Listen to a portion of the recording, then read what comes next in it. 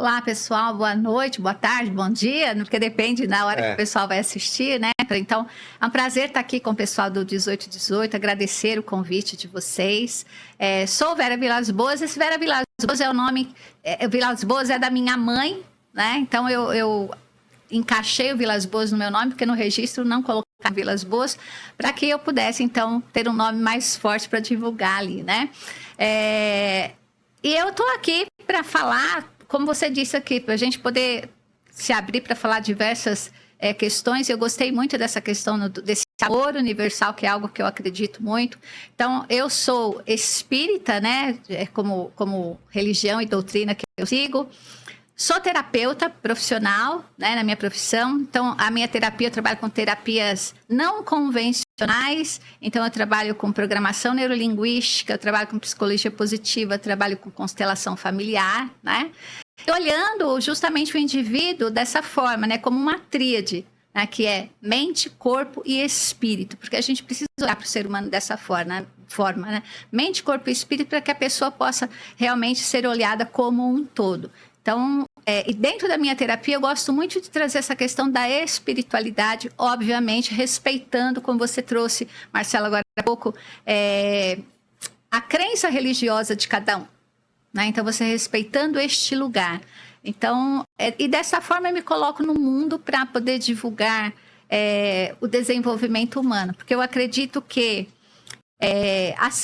não a religião, né? Mas a doutrina do Cristo, que eu acho, né? O Evangelho do Cristo, para mim, ele é uma ferramenta de autodesenvolvimento.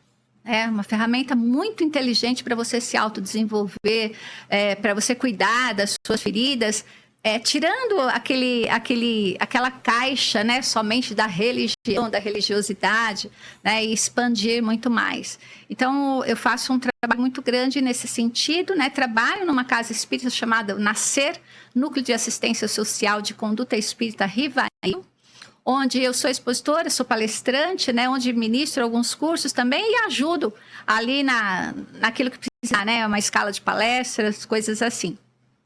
E dentro do meu trabalho no meu Instagram, então eu busco divulgar não só o trabalho de autodesenvolvimento, mas trazer também o Cristo, os ensinamentos do Cristo para dentro do meu trabalho, né, para que a gente possa ter mais clareza ainda de como que a gente pode, nesse mundo, se autodesenvolver, né, com clareza, com facilidade, sem aquele peso que muitas vezes, infelizmente, a religião ela traz, às vezes, um peso, né, para a gente, um peso nas costas para você se desenvolver, para você evoluir, né?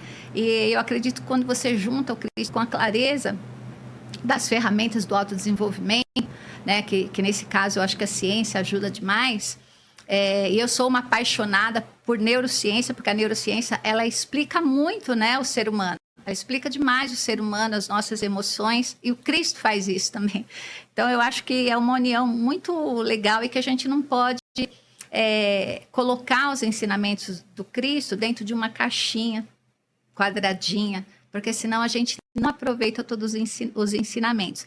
Então, esse é o papel que eu faço, né, dentro eu não separo ser terapeuta e ser espírita, né? Eu junto tudo, tá? E como eu disse, não trago religião dentro das minhas terapias, mas respeitando ali, porque você sabe que tem cliente que pede, né?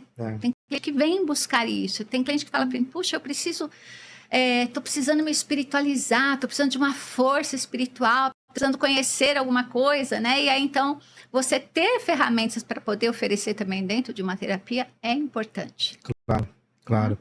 E Vera, como tudo isso acontece na sua vida? Você já vem de uma família espírita ou não? Esse despertar foi muito cedo ou foi um pouco depois, né, já na juventude? Como que a sua vida foi sendo construída para pautar esse caminho de tanta dedicação, uma missão, né? Sim. Então, conta um pouco para todos nós aqui que estamos agora, o pessoal que está assistindo mais, todo mundo aqui do 1818, como que isso aconteceu na sua vida? Olha só, eu nasci, não vou dizer que num berço espírita, porque de toda a família, só minha mãe era espírita, né? todas as irmãs, minha mãe, inclusive, eu tenho um primo padre, Tá. né?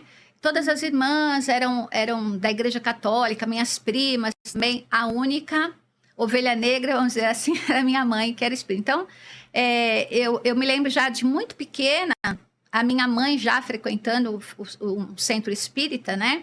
Que naquela época, ali na Zona Leste, já havia o Perseverança, né? Que é tão conhecido da Dona Guiomar. E eu me lembro da minha mãe ir e me levar, eu era pequenininho, eu acredito que eu tinha uns 5 anos de idade.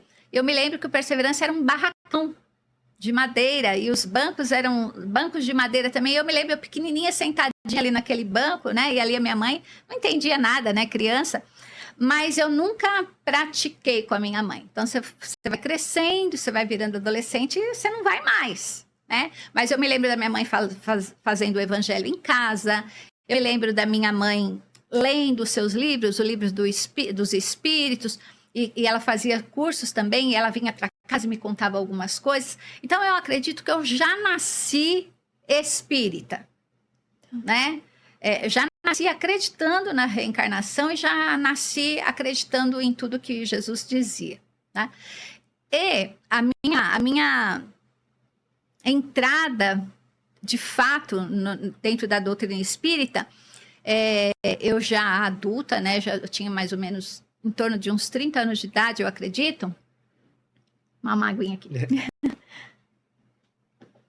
E nesse bairro onde eu moro hoje, nós passávamos sempre em frente a uma casa espírita, né? Onde a gente ainda frequenta, às vezes, o outro Pedrinho também, chamada Caminho da Luz.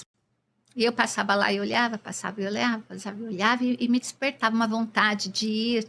E um dia eu falei para minha mãe, né? Minha mãe estava junto, a gente passando de carro, eu falei para ela, vamos vir aqui qualquer dia? Ela adorou a ideia, né? Porque ela gostava muito, não estava indo, porque ela tinha se mudado, enfim.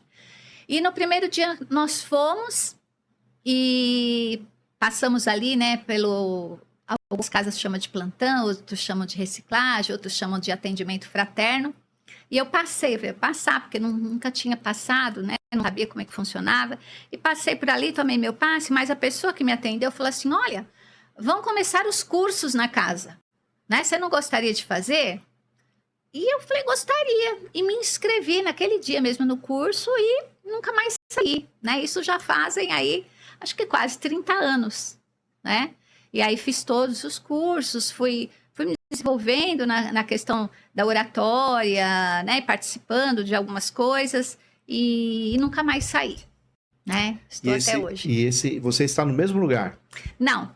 Aí, essa casa eu frequentei por muito tempo, por muitos anos, e aí depois nós migramos para uma casinha pequena, menor, que é onde hoje a gente frequenta, que é lá perto também, que é o Nascer, né? Que nós frequentamos até hoje. Mas, vira e mexe, eu tô lá também no Caminho da Luz, palestrando ali com eles, estão sempre convidando a gente, fazendo alguma coisa. Eu não sei se é o mesmo, mas nós já tivemos 2 convidados do Caminho da Luz, que fica na Sapopemba, não sei se é o mesmo. Não é o mesmo. Mas você conhece. Conheço esse da Sapopemba. Tá. Conheço. Já vieram 2 amigos também, né? O Carlinhos e a Soraya. Caminho da Luz é um nome bem comum, né? Dentro das casas dos espíritos, por conta, talvez, do livro Emmanuel, sim, né? Agora, claro que isso mudou sua vida. Totalmente. Né? Hoje até eu percebi na sua fala inicial que é uma conexão absoluta entre você, trabalho, né? O exercer profissional e o seu caminho espiritual. Sim, né? sim. Sem ser tendenciosa no seu atendimento, mas existe um aporte ali da tua espiritualidade no seu cotidiano de trabalho. Fala um pouco sobre essa importância da espiritualidade para a sua vida profissional. Né? Nossa, eu falo que os 2 lados são muito importantes. O meu lado profissional, quando eu comecei a aprender sobre as emoções humanas, como funciona a nossa mente, como funciona o nosso cérebro, né? Como que as emoções, e a gente sabe que a emoção, ela é o corpo que sente, mas ela tem por trás um sentimento, e o sentimento é da alma, é do espírito, né?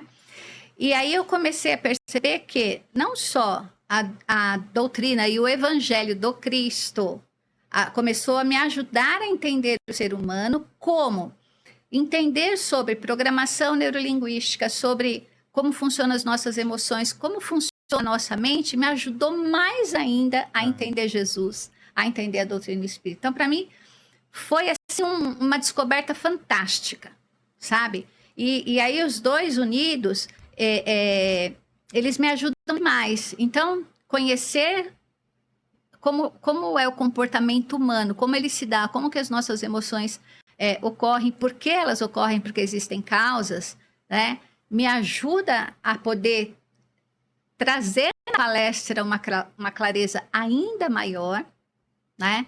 Trazer ali nos meus atendimentos fraternos uma clareza ainda maior, assim como a doutrina me ajuda a entender o ser humano, né? A acolher o ser humano. Então, para mim, foi uma junção incrível isso, né? Isso enriqueceu meu trabalho, engrandeceu meu trabalho como terapeuta, né? E como palestrante espírita também, porque hoje eu consigo falar de uma maneira que eu até brinco, né? Um pouco fora da caixa, né? Então, você pode falar de ciência e você está falando de evangelho. Você pode falar de filosofia, você está falando de evangelho, né? Você fala de programação neurolinguística, você está falando de evangelho. Você fala de constelação familiar, você está falando de evangelho. E eu comecei a descobrir isso, tanto que lá no meu Instagram, se você for procurar lá, eu tenho alguns vídeos e que eu denominei o seguinte: o Cristo e a sua linguagem tão moderna, né? Então, por exemplo, eu pego ali uma frase de Einstein e uma frase de Cristo. E aí eu mostro a lógica das duas. Os dois estão dizendo a mesma coisa. Aí você pega um pressuposto da programação neurolinguística, né? E aí você percebe que aquele pressuposto ou aquela técnica que existe na programação neurolinguística é algo que o Cristo ensinou você a fazer, né? E isso para mim é fantástico, porque isso traz para você uma palavra que a gente tem usado muito hoje, um empoderamento, vamos dizer assim, né? Você fica mais empoderado, porque quanto mais você conhece, mais poder você tem, né? Não tem aquela frase? O poder do homem está no conhecimento que ele tem, na verdade. Então, eu acredito que Jesus fez tudo o que ele fez devido, obviamente, né?